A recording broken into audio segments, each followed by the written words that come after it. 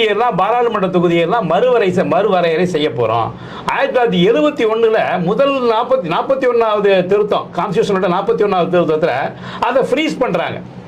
இருக்கக்கூடிய 543 தொகுதியை அப்படியே இருக்கட்டும் அப்படின்னு 1971 41வது திருத்தத்தை அதை அப்படியே ஃப்ரீஸ் பண்ணிட்டு திரும்ப 2001 வருது. அது 25 வருடங்கள் கழிச்சு 76க்கு பிறகு 1976க்கு பிறகு 2001 அப்போ வந்து 82வது திருத்தத்தில் அதை திரும்பவும் ஃப்ரீஸ் பண்ணுறாங்க.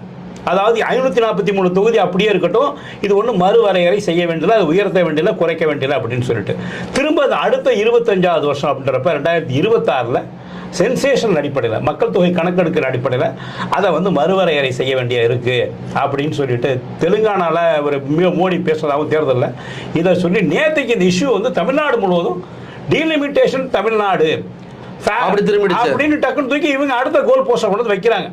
அப்ப இது இப்ப தமிழ்நாட்டு அரசியல் அவங்க எப்படி